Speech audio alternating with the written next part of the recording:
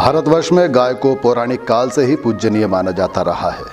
कितनी ही सदियां बीत गई, मानव आधुनिक से और आधुनिक होता हुआ विज्ञान के युग में प्रवेश कर गया। आईटी सेक्टर में भी भारत ने पूरी दुनिया में धूम मचा दी, परंतु एक बात कायम रही, वो है गौ के प्रति सम्मान का भाव और गाय को गौ माता का दर्जा। कृषि प्रधान भारत देश जो पशु को धन मानता है, गायों को अपनी आध्यात्मिक और सांस्कृतिक पूंजी मानता है। यही कारण है कि पढ़े लिखे उच्च शिक्षा प्राप्त युवा भी गौपालक की भूमिका में आकर काम करते हुए आनंद का अनुभव करते हैं। किसान पुत्रों के साथ साथ वो भी गौशालाओं का संचालन और संरक्षण करते हैं।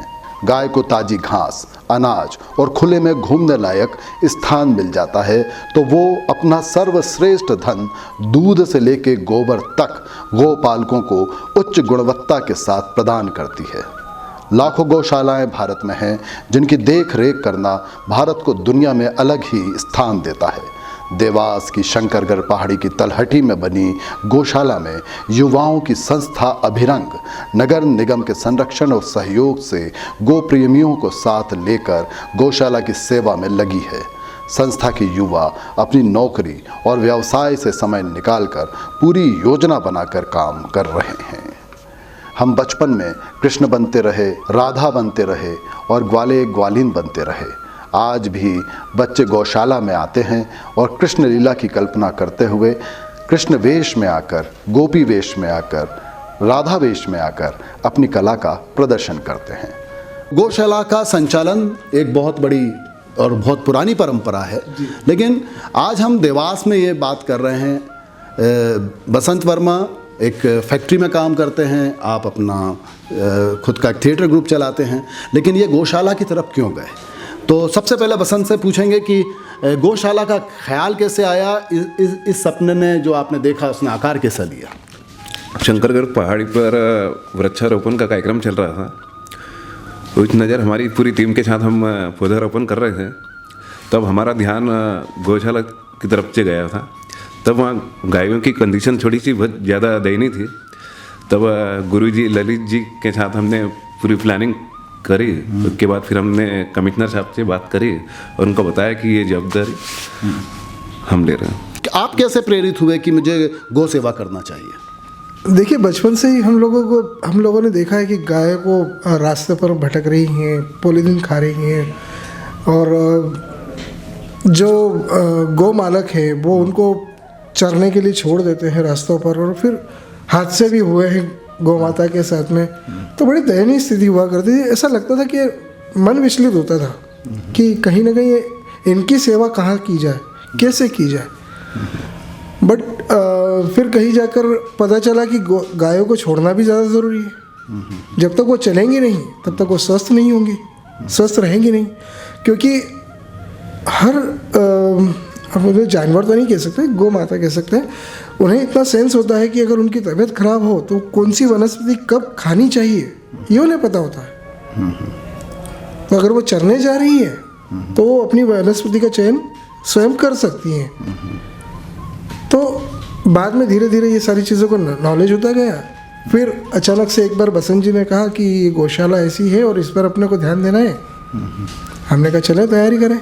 लेकिन आपने एक बड़ी बात जो कही है वो निश्चित तौर पर समझने लायक है कि गाय का घूमना भी ज़रूरी। हर जानवर देखिए आज़ाद, पिंजरे का पंछी कहते ना दर्द न जाने को है, लेकिन वो आज़ाद तो रहना चाहता है। लेकिन अब इतनी दौड़ती भागती दुनिया में, कंक्रीट के जंगलों में आप गाय को नहीं छोड़ सकते। तो गौशाला का कंसेप्ट आया। लेकिन आश्रमों में जो गौशालाओं की स्थिति होती है वहाँ आस्था चरम पर होती है और वहाँ पर स्वाभाविक तौर पर बहुत दानदाता जुड़ जाते हैं। तो वहाँ पर स्थितियाँ कमोबेश बहुत अच्छी होती हैं। लेकिन जैसा कि आपने कहा नगर पालिका निगम देवास ने आपको हैंडओवर की है, तो अब क्या क्या चुनौती आने वाली है बसंत जी, ये बताइए। कैसे शुरुआत की आपने और फिर ये गौशाला कैसे यहाँ तक पहुँची है? अभी क्या समस्याएँ आपके सामने आ रही हैं? पहले गाय चरने के लिए जा रही थी तब कोई प्रॉब्लम नहीं आ रही थी। जैसे नगर निगम प्रशासन की तरफ से मना हुआ कि गाय चरने के लिए नहीं जाएगी, तब फिर हमने बात रखी कमिश्नर साहब से कि ये जगह कम है। तब हमारे कमिश्नर साहब विशाल जी ने वो जगह थोड़ी सी बड़ी कर दी। कहीं ना कहीं दिक्कत तो आ रही है कि गाय चरने के लिए नहीं जा रही, तो उस कंडीशन में अब जहाँ गाय चरने के लिए जाती थी तो खाने की थोड़ा सा कम लगता था, लेकिन अब महीने में कम से कम एक गाड़ी करीब 40 से 42 क्विंटल लग रही है, तो कम से कम 4 गाड़ी महीने में लग रही है। कुल कितनी गाय हैं? 220 गाय हैं अभी। तो ये गौशाला की बात नहीं है, ये जो बात चुनौतियां आती हैं कमोबेश पूरे देश में, जो दर्शक देख रहे हैं वहाँ पर भी जो गौशालाएं हैं वहाँ पर भी ये चुनौतियां सामने आएगी। इसलिए मैं इस विषय पे इसलिए बात कर रहा हूँ कि हम और आप कहाँ जुड़ सकते हैं। तो ललित जी, जैसा कि बसंत ने कहा कि आप लोगों ने मतलब एक तरह की आधुनिक ज़िंदगी जीते हुए आप गौशाला की तरफ गए हैं, और एक किसान परिवार जो कहते हैं कि बहुत आसानी से इन सब चीज़ों को समझ लेता है, गाय की भाषा समझ लेता है, अपने अन्य पशुओं की भाषा समझ लेता है। यहाँ पर जो बात इन्होंने कही कि आपके नगर निगम कमिश्नर से बात हुई, भूमि इतनी चाहिए कि गाय चर सकें, बिल्कुल, और गाय घूम सकें। तो क्या आपने डॉक्टर से बात की है इस विषय में कि गाय के स्वास्थ्य के लिए क्या क्या ज़रूरी है? देखिए, हमारी पूरी टीम के अंदर कुछ लोग ऐसे हैं, जैसे हम बात करें संदीप की, जो वहाँ का सुपरविज़न देखते हैं, काफ़ी अनुभवी है वो, गायों के बारे में काफ़ी कुछ जानते हैं। तो उन्होंने डॉक्टर से बात की थी कि क्या उनको ज़्यादा ज़रूरी है घूमना। उन डॉक्टर साहब का भी कहना था कि हाँ, उन्हें घूमने दिया जाए ताकि उनके स्वास्थ्य पर असर होगा। आज जो गाय जैसे अब किसी कमरे में बंद होकर या किसी एरिया में बंद होकर रह जाती है, सिमट जाती है, और वो खाती वही है जो हम उसे खिलाते हैं। जैसे गेहूं का भूसा हुआ या चावल का भूसा हुआ, हम वही देते हैं, या पशु आहार, हरी सब्जियां, जो भी हमें दानदाताओं की तरफ से आता है वही हम लोग खिला पाते हैं। इसके अलावा जो वनस्पतियाँ उनको चाहिए, जैसे नीम की पत्तियाँ चाहिए उन्हें, या कुछ जड़ी बूटी जो होती है जो जंगलों में पैदा होती है, वो हमारे यहाँ पैदा नहीं हो सकती है। हमारा पहाड़ी क्षेत्र है और पूरा कंक्रीट का है, मतलब कंक्रीट तो नहीं कह सकते उसके पर, वो एक कड़क भूमि है, वहाँ पैदावार नहीं हो सकती।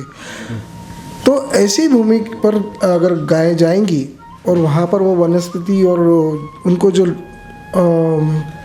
पौष्टिक आहार वो स्वयं ढूंढ लेंगी, वो लेंगी, तो बनिस्बत गौशाला के वो वहाँ ज़्यादा स्वस्थ रहेंगे। मतलब कुछ समय के पुराने ज़माने में चरवाहों का दौर था ही, जंगलों में लोग निकल जाते थे। मैंने कहा ना कि बढ़ता हुआ कंक्रीट का जंगल इन जंगलों को किस तरह से खा रहा है और किस तरह से वो क्षेत्र सिमटता चला जा रहा है। लेकिन चरनोई भूमि का कंसेप्ट है, यानी अब अगर मैं बात आ जाऊँ सीधे तौर पर दर्शकों और प्रशासन को भी निश्चित तौर पर ध्यान, आप हम जनता, क्योंकि मामला गौशाला का है, गाय का है, तो दिला सकते हैं कि चरनोई भूमि पे हम बात कर रहे हैं। चरनोई भूमि डिसाइडेड कर दी जाए, उस क्षेत्र में गाय घूमें और वो अपने क्षेत्र में ज़्यादा आ जाएं। तो अब यहाँ पर जैसे कि बसंत आपने कहा कि एक ट्रक 40-45 क्विंटल भूसा हमें 7 दिन में खत्म हो जाता है। वो कितने दिन में? 7 या 8 दिन में। पहले कितने दिन लगते थे? पहले 1 महीना। कुल मिला के उसकी खपत बढ़ गई। खपत। तो फिर ये आप मैनेज कैसे करते हैं? आपको क्या सरकारी सहायता मिलती है? नहीं, हम लोग जन सहयोग से ये सब अपेक्षा रखते भी हैं। और वो शुरू के दौर में आपको क्या नगर निगम ने जब हैंडओवर किया तो नगर निगम ने शुरुआती सहायता आपकी क्या की ताकि आप अपने एक रिदम ले सकें? शुरुआती दौर में नगर निगम का काफ़ी सहयोग मिला और विशाल सिंह जी हमारे बहुत अच्छे कमिश्नर हैं। उनका कहना है कि ये सर्वकृत मतलब मध्य प्रदेश में टॉप 1 होना चाहिए ये गौशाला। रोल मॉडल बनाने की तरफ उनका ध्यान था इस पर, और वो उनका काफ़ी हेल्प मिलती भी है। और अभी हम लोगों ने उनसे एक रिक्वेस्ट किया है कि गौशाला के आसपास ही कहीं चरनोई भूमि दे दी जाए हमें, और एक मार्ग निर्धारित कर दिया जाए ताकि हम लोग उसी मार्ग से गायों को वहाँ ले जाए और उसी मार्ग से वापस लेके आए सेफली। कहते हैं ना, गाय का कोई भी अंग और गाय का कोई भी पदार्थ जो गाय से संबंधित है, गाय का अपने अंग से निकला हुआ है, वो मूत्र हो, वो गोबर हो, है ना, वो कुछ भी हो, सब कुछ काम का जी, हर चीज़ उसकी इंसान के काम आती है। बस अभी काम नहीं आ पा रहा है पूरी तरह से, तो इंसान नहीं आ पा रहा है। एक छोटा सा करेक्शन ये था कि मैंने जैसे अभी आपको कहा था कि वनस्पति खाने से क्या अभी अगर वो सिर्फ गेहूं का भूसा या चावल का भूसा ही खाएंगी तो उसका जो वेस्ट मतलब गोमूत्र है, गोबर है, उसमें स्मेल आने लग जाती है। अच्छा। तो वो किसी यूज़ का नहीं होता, मतलब पर्टिकुलर दवाइयों की यूज़ का नहीं होता, उससे कब कंडे बना लो या कुछ और चीज़ में इस्तेमाल कर लो। ठीक है क्योंकि हमारा आयुर्वेद तो बताता है कि ये सब चीज़ें बहुत काम की है। और क्या कहना चाहते हैं, क्योंकि यह बात को थोड़ा सा मैं अंत की ओर लेके जाऊं। देखिए, मुख्य रूप से चुनौतियां जो सामने आई हैं इन दोनों युवाओं के लिए और इनकी टीम के लिए कि गाय का रखरखाव कैसे हो। तो गाय के रखरखाव के लिए धन की तो आवश्यकता होती है, बिना धन के कोई काम हो नहीं सकता। आपकी घर से आप कब तक लगाएंगे, आपके साथी कब तक लगाएंगे, सबकी आय लिमिटेड होती है। तो जो दानदाता हैं, यदि वो गाय और ऐसे गौशालाओं का उनको निरीक्षण कराया है कभी आपने, ऐसे दानदाताओं को जो आस्था का विषय जिनके लिए गाय महत्वपूर्ण स्थान रखती है? बराबर बताएं। बच्चे आम नागरिक से उम्मीद है कि जन सहयोग करें ताकि गायों की देखरेख अच्छे से हो सके। आप हम समाज मिलके ही गौशाला को आइडियल बना सकता है। तो मेरा कहने का मतलब है, शहर में ऐसे दानदाताओं को जानकारी है कि शंकरगढ़ की पहाड़ी के नीचे खूबसूरत जगह पर चरनोई की एक भूमि चाहिए, तो प्रशासन को बता दिया। लेकिन दानदाताओं से क्या दान चाहिए आपको और उनसे क्या अपेक्षा रखते हैं, और क्या आपने उनको बुला के निरीक्षण कराया है? काफ़ी लोगों से हम लोगों ने इस विषय में चर्चा की है और काफ़ी समाज सेवी संस्थाएं आगे भी आई हैं, आती हैं, सहयोग मिलता है। मैंने आपसे पहले भी कहा था कि हम लोग जो अभी 4-5 महीने से जो हम लोग रेगुलर चला रहे हैं वो जन सहयोग से ही चला रहे हैं। आपका ड्रीम कहाँ तक ले जाने का है गौशाला को? अगर आम नागरिक पूरी तरह से आपके हिसाब से आपके काम आ जाए तो फिर कहाँ तक लेके जाएंगे? ये गुरु जी बताएंगे हमारी क्या उम्मीद है। कहाँ तक लेके जाएंगे? सर, रोल मॉडल बनाना है। आप मान के चलें कि मध्य प्रदेश की पहली गौशाला बननी चाहिए। देखिए, देवास से पूरे देश तक एक आवाज़ उठी है गौ माता के लिए कि रोल मॉडल बनना चाहिए। देवास की वो गौशाला जो आपको पर्दे पर हमने दिखाई, गायों की स्थिति दिखाई, उनकी स्थिति सुधर रही है। डॉक्टर्स रेगुलर आते हैं, रेगुलर आ रहे हैं। डॉक्टर्स रेगुलर आते हैं, चेक करते हैं। बीमार गायों को आप कितने दिन में अमूमन ठीक कर देते हैं?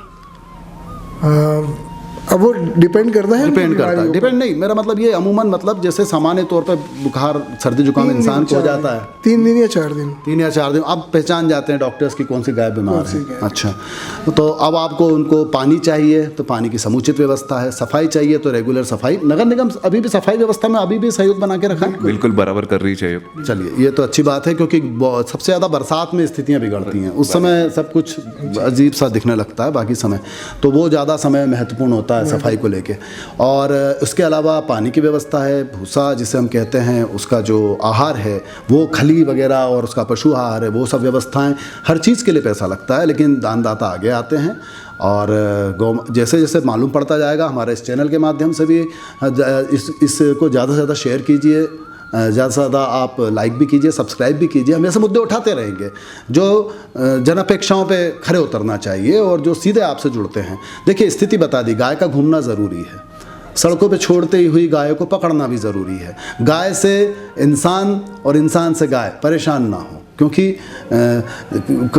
एक्सीडेंट इंसान की गलती से गाय को नुकसान हो जाता है और कभी गाय अचानक घबरा जाती है और इधर उधर हो जाती है तो इंसान का नुकसान हो जाता है। तो इससे तो बचना ही है, कोई भी पशु हो। लेकिन उसके साथ साथ गौशालाओं का जो कंसेप्ट है यह हमारा बहुत साल पुराना है और गौशालाओं में जाना अपने आप में बहुत मनोहारी होता है। गाय को देखना बहुत अच्छा लगता है हम लोगों को। तो मैं कहता हूँ देवास वासियों को भी इनकी गौशाला का निरीक्षण करने जाना चाहिए, यथासंभव सहयोग करना चाहिए, गौशालाओं को देखना चाहिए। न केवल इनकी गौशालाओं को बल्कि देवास की जितनी गौशाला और जो जिस शहर में है वो अपने अपने क्षेत्र की गौशालाओं को ज़रूर देख के आए और वहाँ पे जो कमी पेशी हो रही है उसको भी सामने रखे।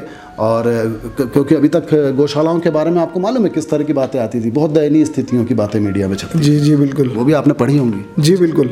तो उसी से आपको ऐसा लग रहा है कि ये सब नहीं होना चाहिए जो मैंने पढ़ा है। जी सही कहा आपने, वो चीज़ें नहीं होना चाहिए, वाकई नहीं होना चाहिए। तो जो होता आया है इसके पर्दे के पीछे कई ऐसी ऐसी बातें निकल के आई हैं जिससे बड़ा दुख होता है।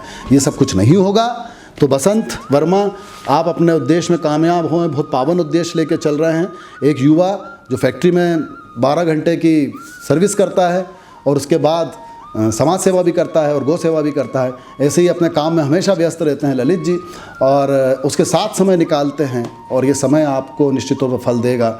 और ये देश की संस्कृति जो गाय से जुड़ी हुई है उसको बचाने में आप सहयोग कर रहे हैं। आपका स्काई मीडिया की ओर से बहुत बहुत धन्यवाद। इस उम्मीद के साथ कि गौशाला इनकी रोल मॉडल बने, इसमें आप भी अपने कदम भी बढ़ाइए, गौशाला तक आइए, हाथ बढ़ाइए और इनके हाथ मजबूत कीजिए। बहुत बहुत धन्यवाद।